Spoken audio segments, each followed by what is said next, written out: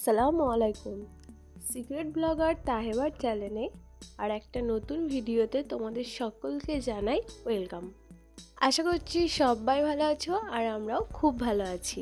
আজকের ব্লগটা একদম সকাল থেকেই শুরু করছি। সকালবেলা আমি একটু খেয়ে রেডি হয়ে নিয়েছিলাম, তো ভেবেছিলাম ছেলেকে নিয়ে যাব না, আজকে যাচ্ছি ওর স্কুলে, ওর পরীক্ষার খাতা দেখাবে, তো তার জন্যই যাচ্ছি। ভেবেছিলাম ওকে নিয়ে যাব না, কিন্তু ঘুম থেকে উঠে পড়েছে, কেউ দেখার নেই বলেই তাই নিয়ে চলে যাচ্ছি। তো ফাইনালি রেজাল্ট কিন্তু তোমাদের সামনেই, তো দেখে নাও ও কি করেছে। আর আমি এটা এক্সপেক্ট করিনি যে ও এতটা ভালো, মানে আমার কাছে তো মোটামুটি ভালোই নাম্বার তুলেছে, তো আমি কোনোদিন ভাবিনি যে ও এতটা ভালো নাম্বার তুলবে। কারণ এই ঈদের পরই ওর পরীক্ষা হয়েছে, আর ঈদের আগে পর্যন্ত ও প্রচণ্ড বদমাইশি করেছে, পড়াশুনো একদমই করেনি।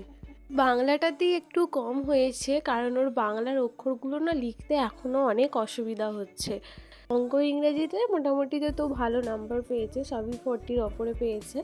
তো তারপরেই এবার চলে এসেছি এখন কাজে। ঘরের কাজ তো সবসময় আমাদের ঘরে করতেই হবে, তাই না? তো এই কাজটা আগে করে নেবো।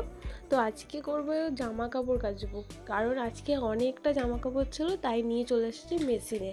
আর আমি একটা জিনিস খালি বুঝতে পারি না, যে প্রতিদিন জামা কাচার পরেও কী করে যে এতগুলো জামা কাপড় একবারে বেরিয়ে যায় হঠাৎ করে। তো বেসিক্যালি আমি জামা কাপড় কিন্তু সবসময় মেশিনে কাচি না, কোনো সময় হাতেও কাচি। খুব বেশি জামা কাপড় হয়ে গেলে, টাইম কম থাকলে তখনই কিন্তু আমি মেশিনে জামা কাপড়টা কাচি। সব কিছু যদি মেশিনে করবো তাহলে আমাদের শরীরের মধ্যেও তো জং ধরে যাবে, তাই না? ওই জন্য এই জিনিসটা ভেবেই কিন্তু আমি সবসময় মেশিনে জামা কাপড়টা কাচি না।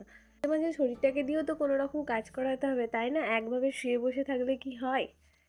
আজকে কিন্তু বাইরের ওয়েদারটা কিন্তু ভীষণই ভালো ছিল, কারণ হালকা হালকা রোদ ছিল, মাঝে মাঝে একটু মেঘ ছাওয়াও করছিল, আর ঝোড়ো হাওয়াও কিন্তু বইছিল। তো জানি না জামা কাপড়গুলো কীভাবে শুকাবে, তো মেশিনেই হালকা করে শুকিয়ে নেবো, তা সেটা অসুবিধা নয়। কিন্তু রোদে শুকালে কিন্তু একটু বেশি ভালো লাগে জামা কাপড়গুলো দিয়ে, আর কোনো রকমেরই গন্ধ বেরোয় না। আজকে মেশিনে এতগুলো জামা কাপড় হয়ে গেছে যে মেশিনটাও কাজ করতে চাইছে না। তো অনেকটা জল দেওয়ার পর তবে মেশিনটা একটু ঘুরেছে, তো ভালোভাবে জামা কাপড়গুলো পরিষ্কার হয়েছে, নাহলে জানি না যে কি আজকে হতো। তারপরে আজকে অনেক দিন পর কিন্তু মেশিনটা আমি পরিষ্কার করছি, আর মেশিনের কোনায় কোনায় এত ময়লা ছিল, সেটা আমার ধারণারও বাইরে ছিল।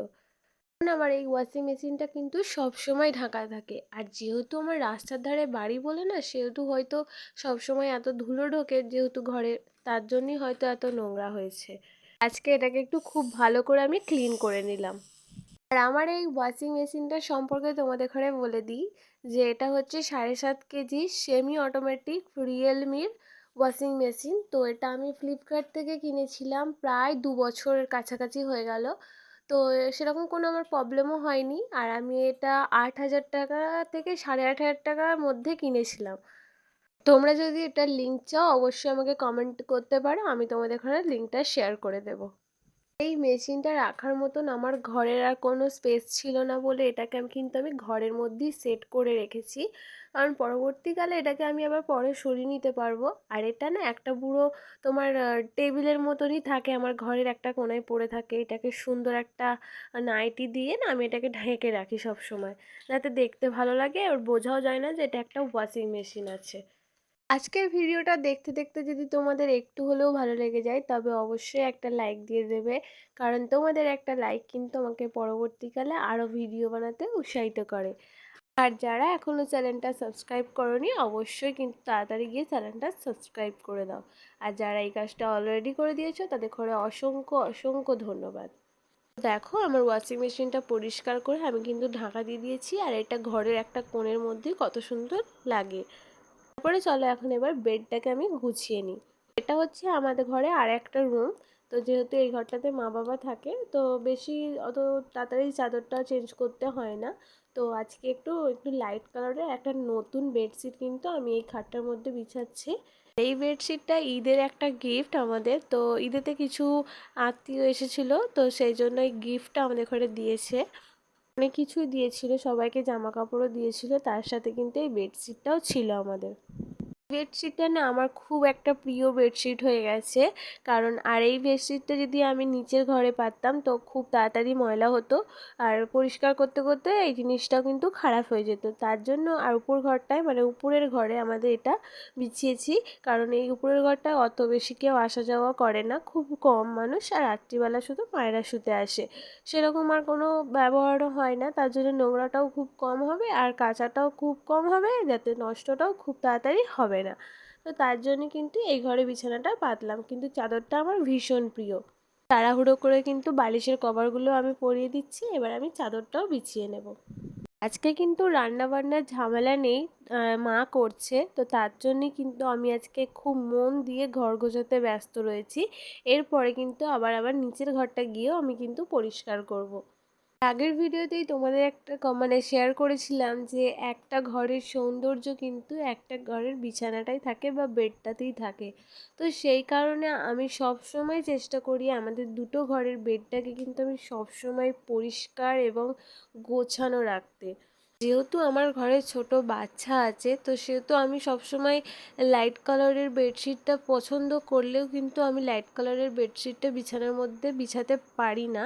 কারণ একটাই যে ছেলেটা সবসময় কিন্তু নষ্ট করে দেবে, নোংরা মানে, আর আমাদের যেহেতু ধুলোর সাথেই বাড়ি, মানে আমাদের তো গ্রামের দিকে বাড়ি, অত চারিদিকে যে পরিষ্কার পরিচ্ছন্ন সেরকম ব্যাপারটা নয়, নিজের ঘরটাই যতটুকু পরিষ্কার, তারপরে রাস্তায় বেরোলেই উঠোনে বেরোলেই কিন্তু আমাদের ধুলোবালি এসব কিন্তু থাকেই। তো যেহেতু ও ছোটো, ওকে তো আর বকাঝকা করা যাবে না, বা সব সময় তো ও এসেই পা হাত ধুয়ে ঘরে ঢুকতে পারবে সেরকমও কোনো একটা ব্যাপার নয়। সেই কারণেই কিন্তু আমাদের লাইট কালারের বেডশিটটা আমি একদম নিচের ঘরটাতে অন্তত বেছানো পছন্দ করি না। তারপরে দেখলে আমার নিচের ঘরের অবস্থাটা কি। নিচের ঘরের যে আলমারিটা ছিল মানে সুর একটা ছিল, সেটাকে আমি চেঞ্জ করলাম সাইডটা, তো এই দিকটায় ছিল, এই দিকটায় করে দিয়েছি। আর এত জামা কাপড় আমি এখন সব গোছাবো, ঘরদোর পরিষ্কার করব।